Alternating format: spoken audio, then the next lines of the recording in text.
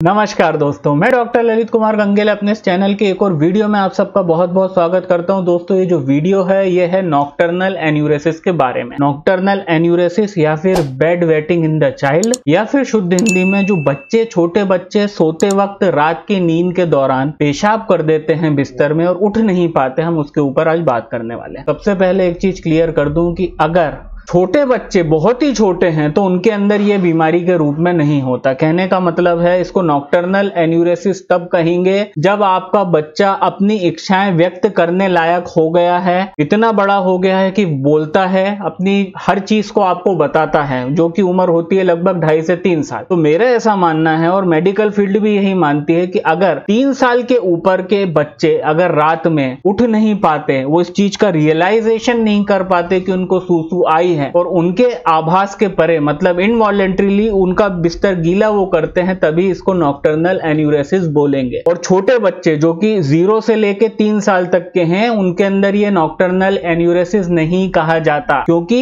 एक छोटा बच्चा सूसू करता है, वो करता रहता है, क्योंकि 3 साल 2.5-3 साल तक आपका नर्वस सिस्टम उतना ज्यादा परिपक्व नहीं होता है कि एक छोटा बच्चा ये रियलाइज कर पाए कि उसको बिस्तर पे सूसू करना है या नहीं करना है। तो 1 से 3 वर्ष तक की आयु तक इसको नॉक्टर्नल एन्यूरेसिस नहीं बोलेंगे। 3 से 5, 4.5, 5 तक भी इसको कहने में कुछ सोचना पड़ेगा, क्योंकि कुछ बच्चों के अंदर ये बहुत लेट तक चलता है। कुछ बच्चों के अंदर दोस्तों ये 16-17 साल के केसेस हमारे पास आज भी आ रहे हैं, महीने में कम से कम 20-25। जी हाँ दोस्तों, बच्चे एडल्टहुड तक चले जाते हैं, काफी बड़े हो जाते हैं, 15 साल, 16 साल, 17 साल, 18 साल। और अगर ये एज अ डिजीज उसके अंदर प्रिवेल कर रहा है तो कई बच्चों के अंदर एडल्टहुड तक ये प्रॉब्लम परसिस्ट करती है दोस्तों। तो ये आपको मैंने एक एज डिस्टिंक्शन बताया कि 1 से लेके 3 साल तक ये कोई बीमारी नहीं है। 3 साल से लेके 4.5-5 साल तक भी इसको एज अ डिजीज कंसीडर करना इज नॉट गुड। और 4.5 साल के बाद, 5 साल के बाद अगर ये बच्चे को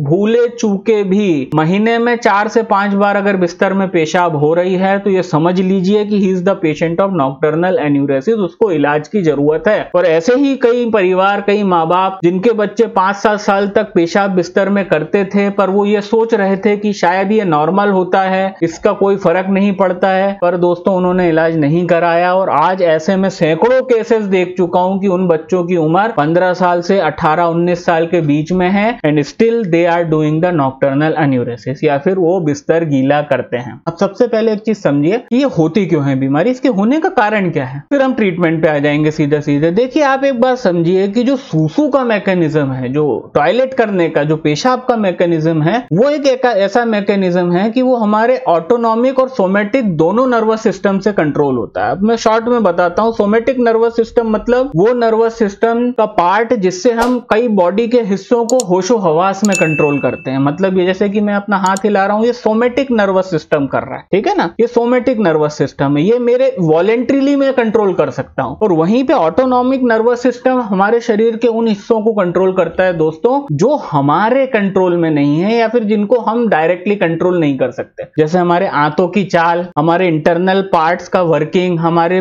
जो इंटरनल ऑर्गन्स हैं वो कई डाइजेस्टिव जूस बनाते हैं, ये सब ऑटोनॉमिक नर्वस सिस्टम के कंट्रोल में होता है। और हमारा सूसू का जो मैकेनिज्म है वो बेसिकली इन दोनों के कंट्रोल में होता है, वो आधा इधर होता है, आधा उधर होता है। एग्जांपल कि मेरे को सूसू लगी, मैं कोई मीटिंग में बैठा हूं, मेरा ब्लैडर फुल होता जा रहा है, मैं पानी पीता जा रहा हूं, एक हद के बाद मेरे को रियलाइजेशन होने लगेगा कि मेरे को सूसू लगी है। ये जो रियलाइजेशन हो रहा है ना, ये ना कहीं ये मेरे को ऑटोनॉमिक नर्वस सिस्टम मेरे ब्रेन को सिग्नल भेज रहा है। अब वो रियलाइजेशन तो मैंने कर लिया, पर अब मेरे को सूसू करना है कि नहीं, ये मैं वॉलेंट्रीली सोमेटिक नर्वस सिस्टम से कंट्रोल करता हूं। मैं सोमेटिक नर्वस सिस्टम से ही कंट्रोल करता हूं कि नहीं भाई, मेरे को रोक के रखना है, मेरी अभी 1 घंटे और मीटिंग में, सूसू नहीं कर सकता। पर दोस्तों, हमारे जो छोटे बच्चे हैं इनके अंदर ये मैकेनिज्म खराब। अब रात में क्या होता है, रात में हमारा सोमेटिक नर्वस सिस्टम बिल्कुल बॉटल नेक हो जाता है और ये पूरा का पूरा मैकेनिज्म ये चला जाता है ऑटोनॉमिक के कंट्रोल में। रात में ये पूरा ऑटोनॉमिक नर्वस सिस्टम कंट्रोल करता है कि कहीं ना कहीं ऑटोनॉमिक नर्वस सिस्टम से इस चीज का रियलाइजेशन भी होता है उसको कि मेरे को सूसू जाना चाहिए, पर क्योंकि हम नींद में हैं तो ऐसे कुछ चेक्स होते हैं इस सिस्टम में कि वो सूसू नहीं होने देते। और जब हद से ज्यादा सूसू आती है तो आप लोग उड़ जाते हैं। आप लोग जानते हैं, हम सब लोग ये बात अच्छे से कभी ना कभी महसूस करते हैं कि हमारी नींद सूसू के कारण टूटती है, कि हमको टॉयलेट लगा इसलिए हमारी नींद टूट जाती है। तो जब ऑटोनॉमिक नर्वस सिस्टम इस चीज को कंट्रोल नहीं कर पाता तो वो क्या कर देता है, वो हमको जगा देता है। वो ऐसे सिस्टम को चलाता है कि वो हमको जगा देता है कि भाई अब मेरे से कंट्रोल नहीं हो रहा, अब तो उठ जा और मूत के आ जा, सीधी सी बात। क्योंकि अगर मैं अब इसके बाद नहीं कंट्रोल कर सकता, अगर इस बंदे को जगाया नहीं गया तो ये सूसू कर देगा। दोस्तों यही मैकेनिज्म का फॉल्ट होता है हमारे छोटे बच्चों के अंदर, कि उनका जो ऑटोनॉमिक नर्वस सिस्टम होता है वो इस बात को नहीं रियलाइज कर पाता, या फिर उसकी जो दिक्कत रहती है कि वो हमारे बच्चों को नींद से जगा नहीं पाता,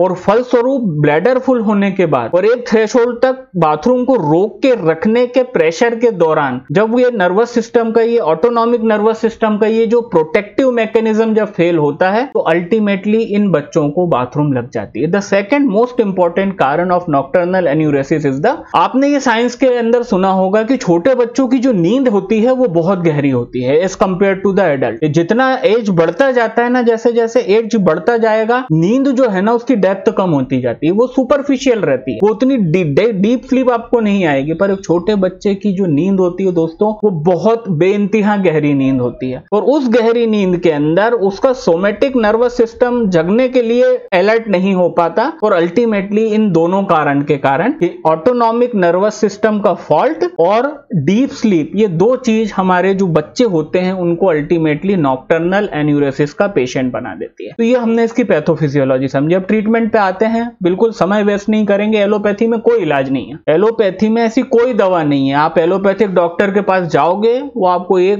बेखुदा सलाह देगा कि इसको आप सूसू करा के सुलाया करो, इसको आप सोने के पहले सूसू करा के सुलाया करो। और ऐसे केस जो बहुत सीवियर हैं, जो पर डे बिस्तर खराब करते हैं, जिनके सारे गद्दे खराब हो चुके हैं, उस केस में यह सलाह दी जाती है कि इसको रात में आप उठा के सूसू कराया करो। मतलब अगर आप 9 बजे सोए हो तो उसको एक मर्तबा 12 बजे उठा दो, उसको बोलो बाथरूम करके आ, फिर वो सुला दो, फिर ऐसा 4 बजे करो, फिर सवेरे करो। That is not the solution and at all, and that is absolutely bullshit. Homeopathy में दोस्तों मैंने अपने पर्सनली हाथों से नहीं करके 500 से 1000 बच्चों को बिल्कुल 101% इस बीमारी से क्योर करा है। The two most important medicine indicated in the case of nocturnal enuresis are, the first one is the creosotum. Creosotum 200 potency में 4-4 गोली दिन भर में 3 बार। And the second medicine is the sepia 30। जी हाँ, सीपिया 30 पोटेंसी में सीपिया 4-4 गोली दिन भर में 3 बार। इन दोनों दवाओं को आप अपने बच्चों को अपने होम्योपैथिक डॉक्टर के सलाह के बाद, और अगर आप देखने वाले जो मेरे व्यूअर हैं वो कोई डॉक्टर है, तो आप अपने पेशेंट के ऊपर कुछ महीने तक दीजिए। कम से कम इसका ट्रीटमेंट 2 से 4 महीने चलेगा, और आप देखेंगे कि during the progression of the treatment हर महीने के साथ जो बीमारी का ग्राफ है बिल्कुल टेपर डाउन होके ये बीमारी धीरे धीरे जाके इन बच्चों से के अंदर से खत्म हो जाएगी। तो दोस्तों